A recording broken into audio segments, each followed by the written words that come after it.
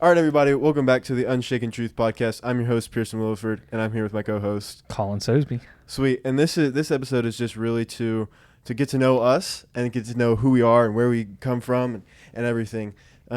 So first off, this is a fun question. Yeah. But, okay, me and you, we're not doing this podcast anymore after we're going on a racetrack or 7-Eleven. Everything's paid for. You don't got to worry. Bank account's full. Just got paid. Where are we going? Or what are we getting? Yeah, Sorry. no, that's a good question. I think it depends on where we're going. Okay. So, like 7-Eleven, probably just getting a Celsius. 7-Eleven or any other gas station, it's going to be a Celsius for sure or a Body Armor. Depends on the time of day. Because I either hydrate or need caffeine. And then Gummy Sharks, like always. Always. Now, if we go to Quick Trip. That's where it's at. Yeah, like getting a BioLite and then a hot dog. Okay. Because those are good. And then if we go to Quick Track in Arlington, Quick Track. I'm not getting out of the car. So That's such a funny story. yeah, a lot in that. But yeah, if you know, you know. Yeah. Anyways, but All 5 people who remember. all 5 people that are listening and remember. Yeah. For me, let's see. I would just go with the Peach Mango Body Armor anywhere Yeah. we go. No, that's solid. And then Peach Mango though. Peach Mango. That's where it's at. I'm a big Peach Mango guy for the body I armor. like the Black Mamba one or Oh, yeah? the whatever the is Kobe it like, Bryant. Is it like the? So you just always like to honor Kobe? Yeah, I like to honor Kobe at all times. But I'm always like super secretive, thinking that I'm gonna like develop an athletic ability. Oh, so like if you drink it, you might Like become them. You never know. Yeah. You never know. And then what's those white yogurt covered pretzels? I'm getting Okay. that. Yeah. It's not the girliest thing I've ever heard, but No, but it's still Something. they're still solid. yeah, seems like it.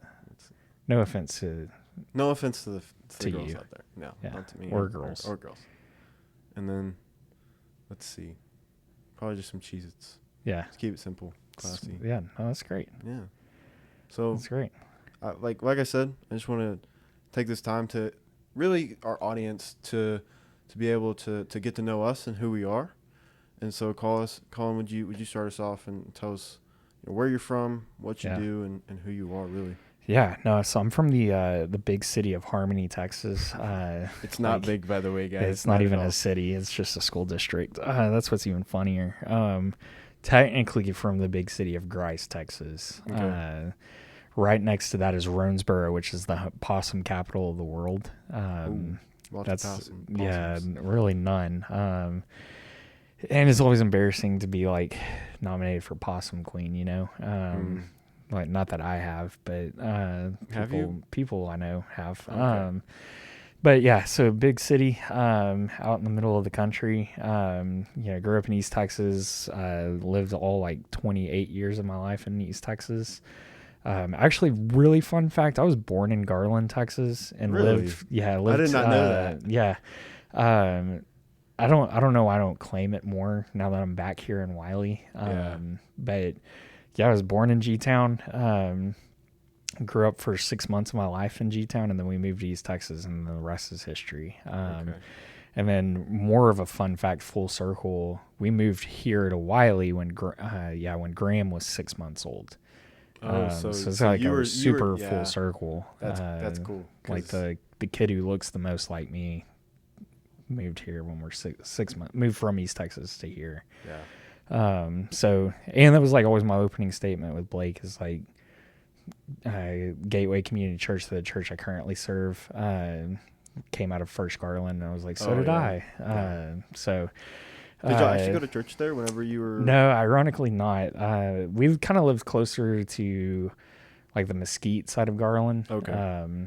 So yeah, that's Shiloh Terrace Baptist Church in Old Mesquite would have been my church home if I would have stayed. Probably. But yeah, so just kind of grew up there. Currently serve as a student pastor here at Gateway Community. My student pastor. Yeah, your student My pastor. man. You have to deal with me all the time. All the time. It's terrible, guys. Yeah. And so, yeah, I've been doing this. This is year number 2, working on year number 3. So it's been a lot of fun. It's been a good time. Sweet. Yeah. And to get to know me a little bit more, my family, I was actually born in Colorado. So Yeah. my family, my parents met here in Texas, and then they got married, and they were trying to have kids for a while, and they couldn't, and so they really felt the call. They lived in McKinney, and I think they went to McKinney Bible Fellowship. Which now it's something called something else, but they had some friends that were gonna go to try to start some house churches up in Colorado, and they're like, we need some help. Anybody from the congregation that needs help? So my parents were like, let's do it. So they moved up there, not really like, not really expecting to have kids really at all. And Yeah. then, like, I think they moved up there in '06, '07 I was born. And so it's just kind of a crazy, like, they've been praying all in Texas. And then God was like, I don't want you to be born in Texas. I want you to be born in Colorado. Yeah. And then my other brother, Aaron, was born. And I have 2 brothers. I'm the oldest. But we moved back here in 2009. So I've been down here since I was like, I think, I can't do the math, since I was real little. Yeah. And so Gateway Community Church has always been my home. It's always, been my safe space of body of believers. Yeah. And So was yeah. Corbin born? Corbin was born in here. Corbin he's is the youngest. He was born in the only 2012. Texas out of the He's Williford. other than my parents, he's the only Yeah. Texan brother, Yeah. I could say. But he was born in 2012. So we probably moved down here in like 2010, and then 2009, 2010, and then he was born 2 years later. Cool. So Yeah. yeah, and so That's interesting. I knew you and Aaron were, but I didn't know if Corbin was born yeah, here. Yeah. Man, he's the only legit Texan only out of the legit brothers. Texan out of the brother. Gosh.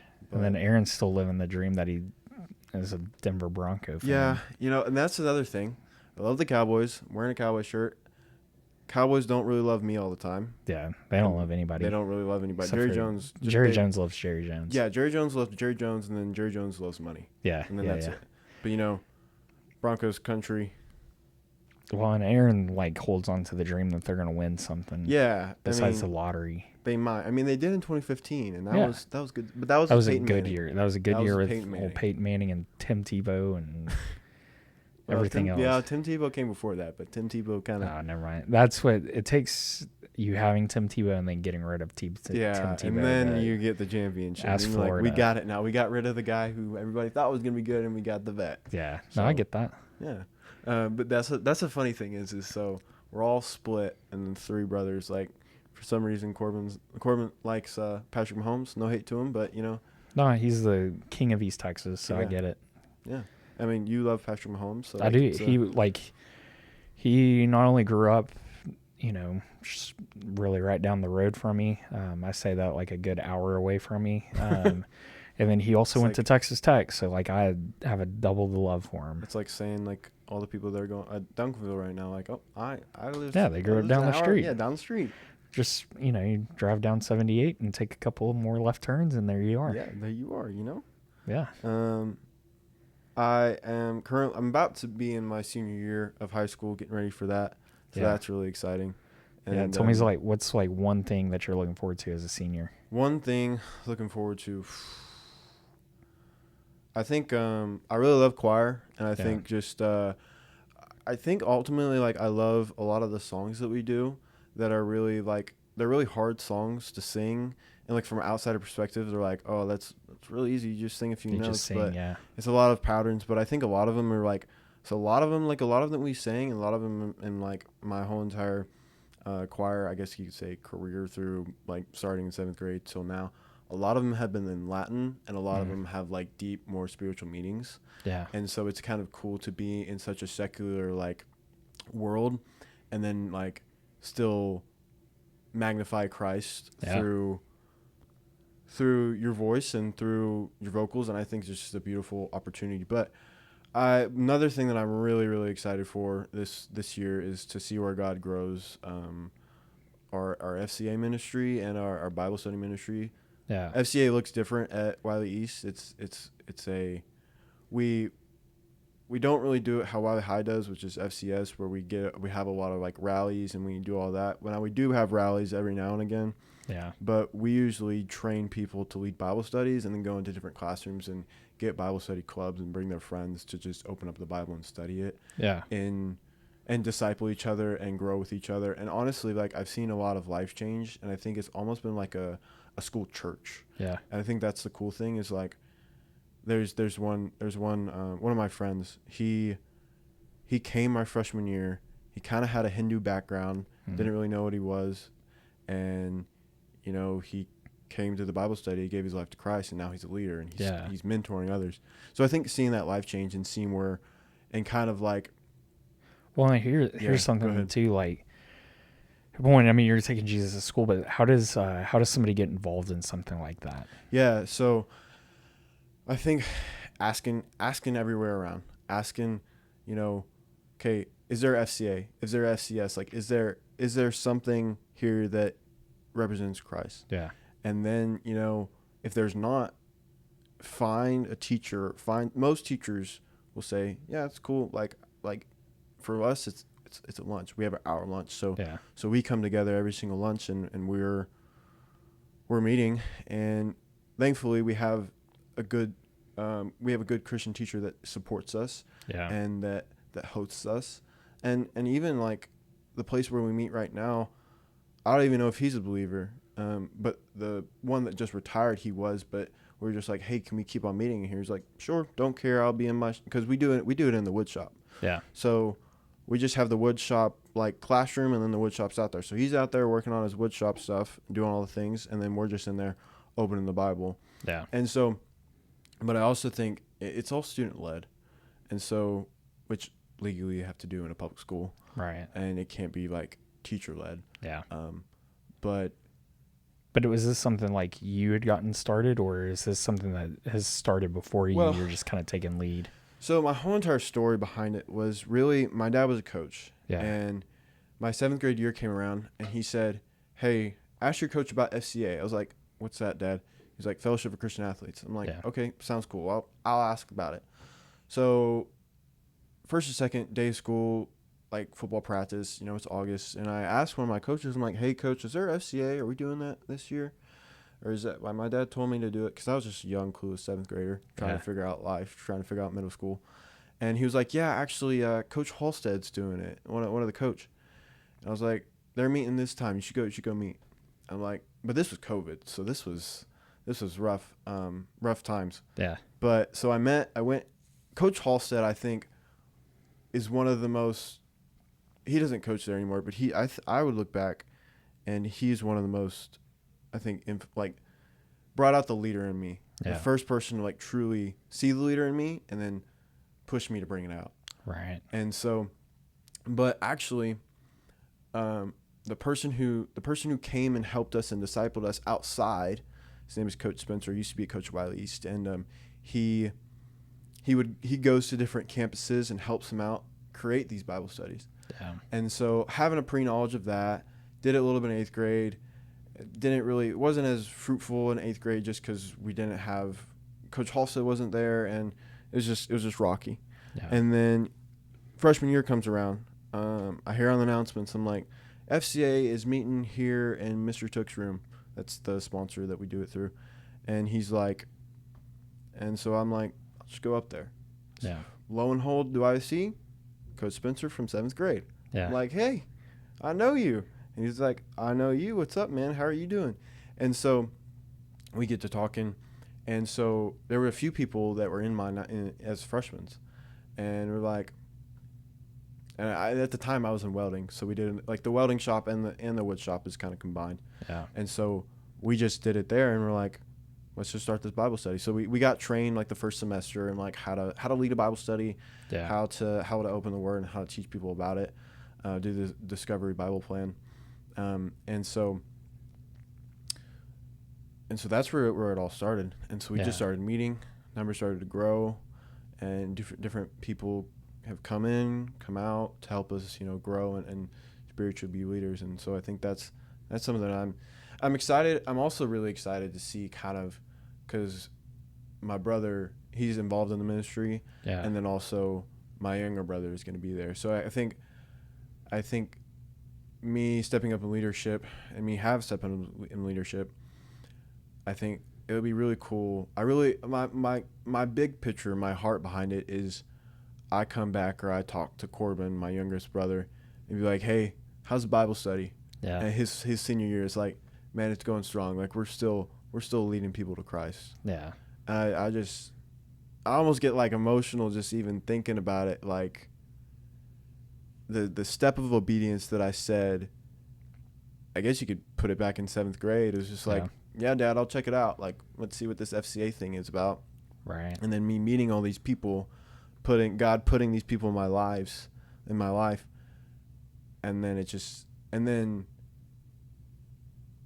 for me to go back and I'm, doing life, doing whatever, and coming back to Wiley and ask Corbin, who's in his senior year, is like, hey, how's that Bible study that we meet every single Thursday in the welding room? It's like, man, it's still going strong. Yeah. We just had 2 other people give their life to Christ, and we're discipling them right now. Yeah. Like that's big picture. No, that is that's awesome. I think that's the joy, and that's what I'm excited for. Yeah. No, that's great. But what about you? How did you get into student ministry? How did you get into all this ministry? Yeah, no, I think it was a journey. I think everybody that like feels called to ministry kind of has that wrestling, and you're not really sure what to do with it. And it wasn't until like my junior year in high school, I had a really big moment with God where like my faith kind of took on like its biggest growth spurt. And it was like, it wasn't just that my faith became real. It was like started to own it, was really growing with Christ, walking with him. And during my junior year in high school, really had a mentor named Ricky Rigsby, who he was pouring into me and like kind of was giving me opportunities to lead, just in ministry in general. And it was kind of like, it'd be silly stuff like, hey, our preteen minister, at the time, or I think it was even just our kids minister had resigned. And so we had somebody doing kids ministry, but not necessarily preteen. And so he'd give me opportunities to preach, lead lessons during kids ministry. So like I had a lot of like just opportunities to open up God's word and just teach it. And so I'd felt a call to ministry. I kind of thought like, maybe it was even just worship ministry. I don't sing that well, so I knew it wasn't going to be that. But I also really love the game of basketball. And so I was kind of pursuing coaching more than I was ministry. Yeah. And I kind of thought if I was going to design my life, that's how it was going to be. Was that I was just going to get into coaching some way, somehow. And then my camp that same summer, first night, the pastor's just preaching and he shares the gospel and calls for a response. But part of that response also was like, hey, if you're just feeling like God's telling you something, go tell somebody and talk about it. And I couldn't really stand up. I just was sitting in my chair. And that was a moment that I knew like, hey, God's talking to me and he's saying, quit holding on and jump. And so like I was holding on to this dream of being a professional basketball coach. And he was like, it's not that was worthless and he could have used me in that, but it wasn't the plan he had for me. And so I'd sat in that chair and Ricky actually was the first one to be like, hey, I think we need to talk. And I was like, yep. We sure do. Let's talk. Let's do it. And so I just told him, I was like, I think I'm called to ministry. And he was like, hey, like, I think you are too. And so a lot of that kind of continued on. He kept giving me opportunities. We'd travel together, do mission trips, things like that. He had opportunities to share the gospel and he would give me some opportunities. I just had learned a lot from Ricky in that season and that time. And really that kind of just progressed. Some things happened at the church I grew up in where it was kind of just some turmoil and, there was a lot of like, it wasn't a church split, but it was getting close. And God had used that time to open my eyes of like, hey, I think if I'm going to do ministry, it's probably not going to be here. And I need to go somewhere. And so in my college days, I needed to get an internship at a church. A guy named Todd Conitz was the lead pastor at a church called New Beginnings. He was also the lead pastor at First Baptist Gilmer for a minute. And so, let's say for a minute, he was there for a lot of years, like 6 years. He left to go to New Beginnings in Longview. Just had felt God called him to do that. And I'm sure we're all well versed in East Texas, and we know exactly where Gilmer and Longview is, but it's 17 miles down the road. So I mean, it was kind of like hey, he left, but he didn't go. And so that was part of the tension and drama too. But Todd, I had a conversation with him and a guy named Connor Bales. And so both of them were very supportive of my call to ministry. There was a lot of opportunities at New Beginnings popping up. And I just was kind of like, hey, I just want to be a part of it. So Connor made me have a meeting with a guy named John Roach. And you got to meet John a couple D-nows ago. John was the youth pastor at New Beginnings, and so I met with him, and he was like, hey, we don't have an internship. I don't know what Connor's talking about. And I was like, that's funny because he's your boss. So pretty much you got offered a job that wasn't really a job. Yeah, it wasn't really there. So I worked for like 3 months for free. Okay. And so I was kind of like a volunteer, but I had more job description than volunteers did. And so stacked a lot of chairs, put drinks in a fridge, and did all the grunt work to get people to camp, and like did everything for no paycheck. Wow. And it was just mainly just for me I just wanted to get in the door. I didn't really know what it looked like. And then the preteen minister at New Beginnings, she oversaw 5th and 6th grade. She had got a job offer from the school, and it was basically like, if you could write your own job description for what you could do at the school, what would you do? And she was like, this, and this. They're like, you're hired. And so it was a really cool opportunity. But that opened a door for a position for me. And so I got to be the student ministry associate while somebody got moved into preteen. I did that for a few years. We had started a junior high ministry, so the preteen minister became the junior high minister. When he left, I kind of got offered that position just as an interim. And so we didn't really know at the time. There was no promise of a future. It wasn't like it was a guaranteed job. Yeah. And honestly, I didn't even like junior high kids. I kind of just was like, I'm saying yes to this in hopes that I'll grow to love them, but they're kind of crazy and kind of wild and immature. And it wasn't until 2 months into the job, we didn't have a worship. We had a guy that led worship, but then he had to stop for golf. He was a college golfer. Wow. And that was a rough time to find out oh, hey, our golf season's actually at the end of the school year. And it's great. We were about to take off for the summer. You couldn't wait. No offense to Seth. But he was just leading and he was doing it. And then when we had to stop, we had to kind of make a change to our programming. So we had quit doing worship and started doing extra games and still did a sermon in small groups. I kind of just ran the junior high ministry like it was before I got there. So I didn't make any major changes. How was that with no worship? So it was interesting, but this was part of that too, was we had stopped doing it. Then I started putting YouTube videos up there because that was something actually Todd was you have the best worship pastors in the world. It's called YouTube. And so I thought it was going to be bad. And so we did it one week. It was okay. Wasn't anything special. Kind of was awkward.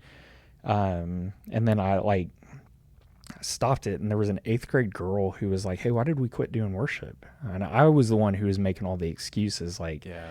That's bad, it wasn't that great, it's kind of awkward, it's just a screen. She's like, yeah, but I like worship.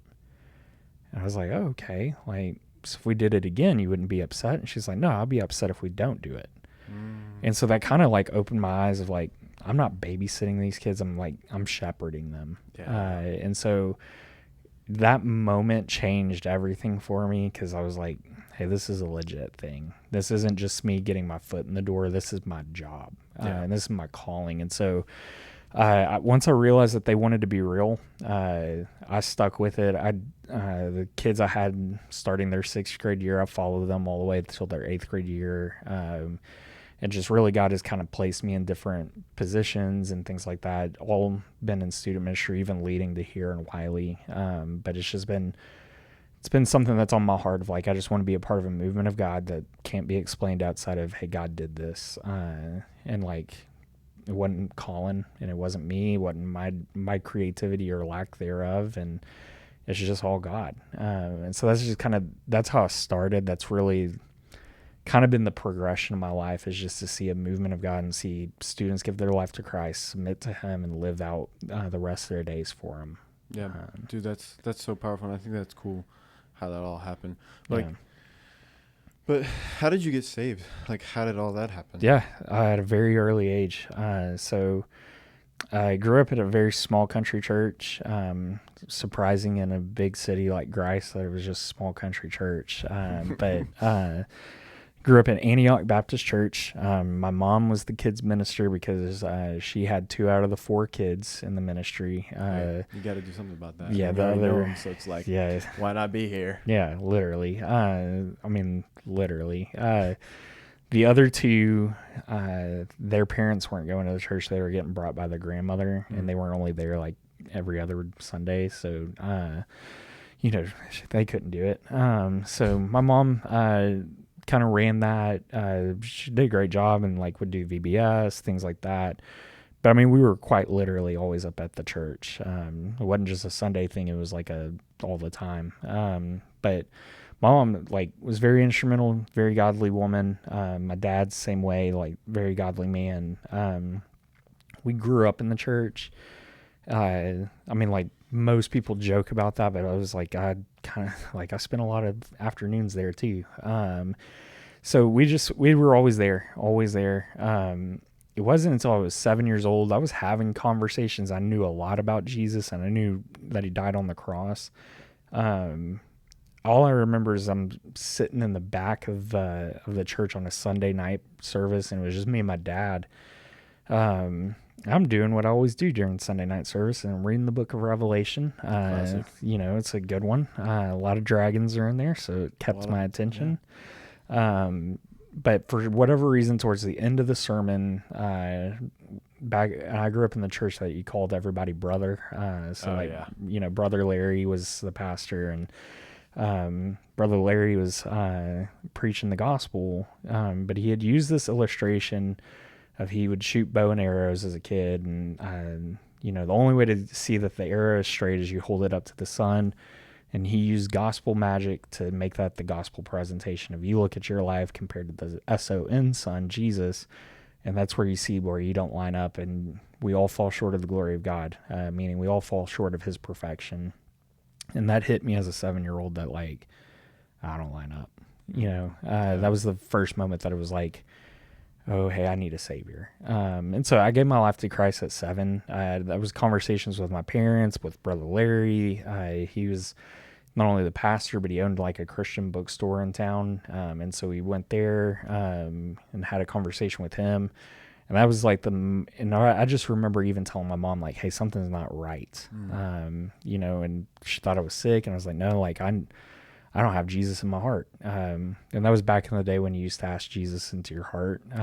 We don't do that anymore, but I'm pretty sure I'm still saved. But it's just kind of like, I just had realized that like, hey, I needed Jesus to rescue my heart. And I was the best and worst of East Texas, where it's like, you go to church on Sunday and Wednesday, you know a lot about Jesus.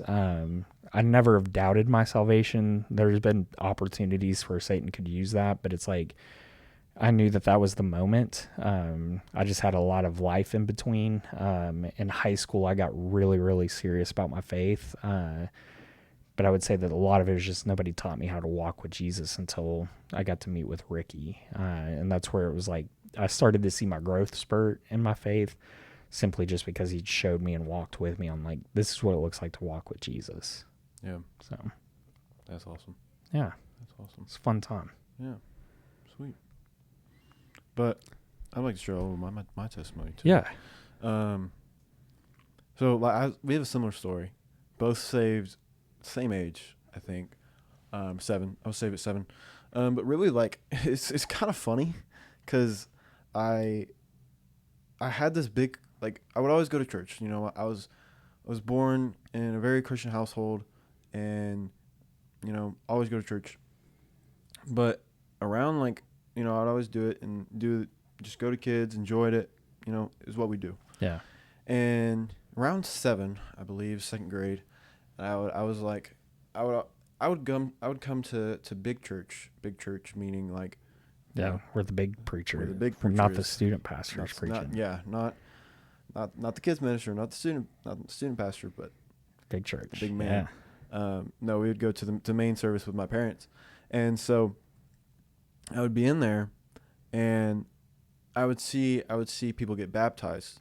I was like, what's happening there? And Yeah. so like 7-year-old mine was like, man, that's really cool. When can I get in the pool at church? I want to get in the like pool. I need to take a spiritual bath. Yeah, like when can I do that, Mom? Yeah. So I do vividly remember like one day, one night before I was going to bed, I was asking my mom. I was like, "Hey, Mom, so when can I get in the pool? When can I Yeah. get baptized? Like, when can I do that?" And so I think right then she kind of explained to me what the gospel was, and I had heard it before. And everything. I was like, okay, cool. And so, but I think I don't. It's very like muddy at whenever you're 7. But I Yeah. don't really. I remember where it was. It was here, Gateway Community Church, but it was downstairs in what was the red room, which was the kids ministry. Yeah. And now we've expanded and everything. But I don't remember what he was talking about, but I just felt this like tug, like this just it's unexplainable. And now I know it's Holy Spirit, but it's this tug to go talk to somebody. I was like, I gotta talk, and this has to be. I need Jesus. I need something. And so, I went through the I'm a Christian Now class, understood it all. Got to know it all, and then I was baptized. And then I just kind of played the church game. Yeah. Just kind of went through the motions, kind of did it because it's what we do. And then like really like 4th through 6th grade was rough, just because like I was pretty overweight and I wasn't super active. I didn't like a lot of like sports that my brothers were playing. I was just kind of like just there, and I didn't really have a lot of friends, like really at all. Couldn't really make connections and some of the things that I was doing. And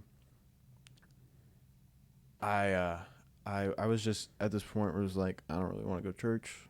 I don't really need to go to church. What's the point of all this? And that brought in some sin struggles of just things that I wasn't supposed to be looking at, and some of that, and that was also in COVID too. So a lot, like, It was a wild time. a wild time.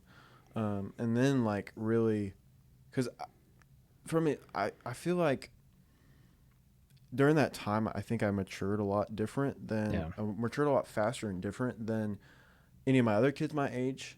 And so I was at this level of like, okay, I don't really want to be in the kids ministry anymore. Yeah. I want to be talking about more deeper stuff, but we're not doing that. Yeah. So I might as well just not show up, or just show up irregularly. And so then it came to a point where I came up here in 7th grade, and I really started to meet some older people. I say older people, like older people in the youth, that really showed me. It was like, oh, this is what it is. And then I started to get serious. Yeah. Like the story I explained in the past was like the FCA story, and then just other people that poured into me. Yeah. And they're like, oh, this is what it is to follow Jesus. Yeah. And then I just fell in love with Jesus and who he is, and with that I think I also fell in love with his community. Yeah. And what it really means to have a community built around him and his life. And so through that, I think really like 8th grade, summer of 8th grade going to 9th grade, and 8th grade year and 9th grade year is really whenever I was like, I took it seriously. Yeah. And a little bit of 7th grade too, but I really took my faith seriously. I really started to like read my Bible, and like that was a big thing. Like I think one year in summer I almost read the whole entire Old Testament. That's cool. And I think just also that was a big thing too, of like I read it so much and I fell in love with God, who God was. And I fell in love with the Word of God. And in John 1, the Word of God became flesh and dwelt among us. And so I fell in love with his Word, but at the same time was also fall in love with him. Yeah. So I think that's kind of the thing of my testimony. No, that's great. That's awesome. But That's yeah. really cool to hear. But I don't really have anything else Yeah. to share. Do you have anything you want to share to the audience? Oh man. Did you know Rockwall has an underground wall system? Really? Yeah. That's just wild. I don't think they do. Yeah, they do. They do?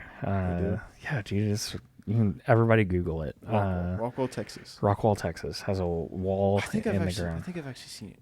Yeah. That's so off topic. But Yeah. I mean, I asked him. I mean, whenever you ask Collin Sosby something, he'll I'll let you know. he'll let you know. He'll let you know what's I've up. always got something cooking up here. Something always. Always. Man. But I'm so glad that we get to do this podcast together. And like I said before in the last episode, like Collin won't always be on these episodes, but he's here as a co-host. We want to talk about a certain topic or just go through a certain passage of the Bible or just chop it up like we are now, just sharing each other's stages of life and stages of life that we've been in. Yeah. But on that note, I'm going to close it out. Yeah. So sweet. All right. Thank you guys for popping in today. And I just hope that this episode has blessed you and this episode has taught just a little bit about who we are as a host of this show. So appreciate y'all. Love y'all. God bless.